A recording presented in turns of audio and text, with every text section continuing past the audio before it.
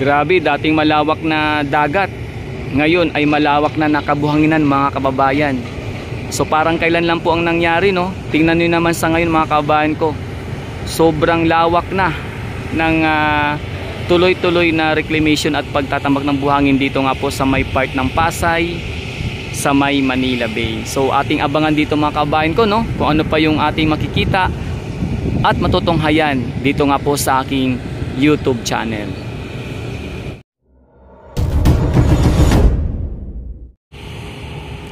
Welcome muli mga kababayan sa aking YouTube channel, at ito po yung ating isa na namang update dito po sa may Pasay area. Pero syempre po part pa rin po ito ng Manila Bay yung ating pinapakita sa ngayon.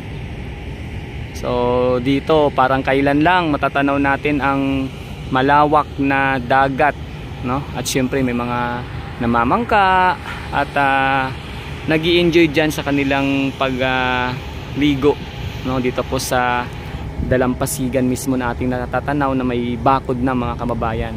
So sa ngayon ito po yung pinakaganap dito, yung isang reclamation na parang kailan lang talagang hindi pa ganun kalawak, pero sa ngayon mataas na po, no, yung tambak ng buhangin mga kababayan ko. At doon nga sa may side, yung nakita nyo po, no, yung papuntang Mall of Asia, ayan. So halos kunti na lang, no, hindi na po natin matanaw mga kababayan ko. Grabe, napakalawak na po ng nasasakupan nitong reclamation na ito mga kababayan. So andyan po yung mga kagamitan nila. At sa ngayon tuloy-tuloy po, no, yung ginagawa ng bulldozer. Pero sa ngayon wala pa tayong nakikita na nagbubuhos ng buhangin, no, or nagtatambak. Doon nga po sa may dulo nakikita natin na meron na pong dumadaan na na sasakyan mga kababayan. Ayun po, yan, yung kulay itim. So patag na po siya, no, hanggang doon po yan. At kung saan po yung Palisok Circle dati po, ayun, talagang tuloy na po yung natambakan ng buhangin mga kababayan. So ito po yung yung isa sa reclamation na kung saan ay napahinto po dati mga kababayan ko. At kumbaga na suspend ba, pero sa ngayon tuloy-tuloy na rin po ito. At ayan nga po, talagang makikita natin na ito yung kaganapan dito mga kababayan. So yun yung pinaka area na po doon. Tapos ito ng lawak ng nasasakupan mga kababayan ko. So yan po yung ating pinapakita dito mga kababayan ko. At abangan po natin kung ano man po yung mga ilalagay pa or ating pang makikita rito, no, sa pagpapatuloy po nating pag-update sa nagaganap na reclamation dito nga po sa may Pasay area. Nasakop pa rin po ng Manila Bay syempre. Grabe, no, ang laki na po ng pinagbago talaga. Sobrang magugulat ka na lang, no, sa nakikita natin sa ating dito kapaligiran, especially dito nga po sa may Manila Bay, no, kagaya ng sa Dolomite Beach, di ba? Hindi mo akalain na magkakaroon ng ganung pasyalan doon, di ba? At kung saan talagang ini-enjoy din ng ating mga kababayan. So ito, abangan naman po natin ito, ang panibagong ginagawang pagtatambak ng buhangin dito. At kung saan talagang tuloy-tuloy na po ito mga kababayan, no? Tuloy-tuloy na po ito. At ayan na. At ang atin na lang po ditong abangan ay yung makita natin yung mga panibagong istruktura na gagawin dito or ilalagay dito. So ayan, may mga dumadaan na nga pong sasakyan yan, no? Kabilaan na po yan mga kababayan ko. So ayan po yung ating dito update sa reclamation sa may Pasay area. Syempre po part pa rin ng Manila Bay. Parang kailan lang, no, grabe. Talagang mamamangha ka sa nangyayari sa ating bansa mga kababayan. So ito yung yung pag-unlad ng ating bansa, ng ating ekonomiya.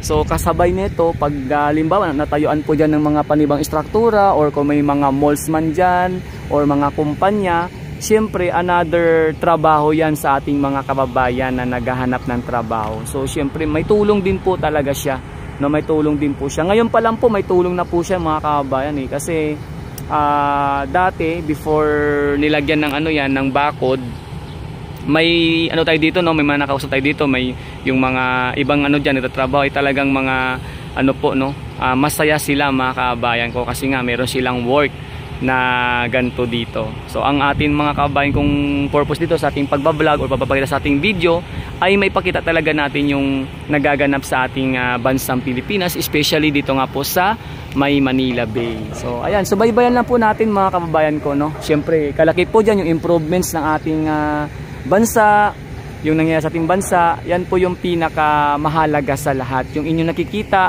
kung ano man po yung mga ginagawa sa ngayon dyan. Basta abang-abangan lang po natin mga kababayan ko, no.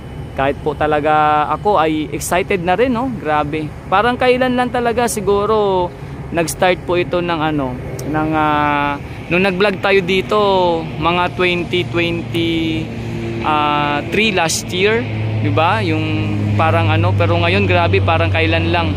Dagat na dagat pa yan, makikita natin binubuhusan pa dyan, andan pa yung mga ano, yung isang makina na grabe ang pagbuga ng buhangin, yung pagsipsip ng buhangin tapos binubuga. So sa ngayon ito na po yung ating nakikita mga kabayan, isang napakalawak at mataas na po na tambak ng buhangin. At syempre ang ating nalang inabangan dito kung ano yung mga itatayo dyan. So yun mga kabayan ko, sa muli talagang patuloy lang po tayo mag-update at magpakita ng kaganapan sa ating bansa. And syempre kung kayo po ay bago sa aking YouTube channel, kung meron po kayong mga sari-sariling opinion or komento about dito sa ating video na ito, pwede nyo pong i-comment dito sa ating ibaba dyan ng comment section. And syempre po ako po napapasalamat sa lahat po ng mga nanonood sa aking vlog, especially sa ating mga kababayang Bayan of OFW, Filipino immigrants all over the world. Ayan, at sa ating pong dito po sa ating bansang Pilipinas, Mapaluzon ka man, Visayas at Mindanao, yung lagi po nag-update sa mga kaganapan sa ating bansa. Maraming salamat po. At syempre, huwag niyo po sanang kalimutan din na mag-subscribe kung kayo po hindi po nakapag-subscribe. At syempre, mag-likes na rin. So yun mga kabayan ko, no, thank you so much sa inyong lahat. At naway nasa mabuti at maayos natin palaging kalagayan sa lahat ng oras nating mga gawain sa araw-araw. At abangan nyo po, no? Ayun, sana next time makapagpalipad tayo dito ng drone para sa aerial shots natin, para makuha natin ng maganda, no? Yung kung gaano na talaga kalawak itong reklamasyon sa May Manila Bay. So hanggang sa muli mga kabayan ko, no? At thank you so much talaga sa lahat ng support ninyo sa aking channel at sa aking mga live. Salamat po mga kababayan. So basta ingat lang po tayo palagi at syempre wag po tayo makalimot mag dasal sa ating kay taas-taasan. So salamat po mga kababayan ko at syempre mabuhay ang Pilipino, mabuhay ang Pilipinas. God bless us all. Yan, abangan niyo po mga kababayan ko ating susunod na update.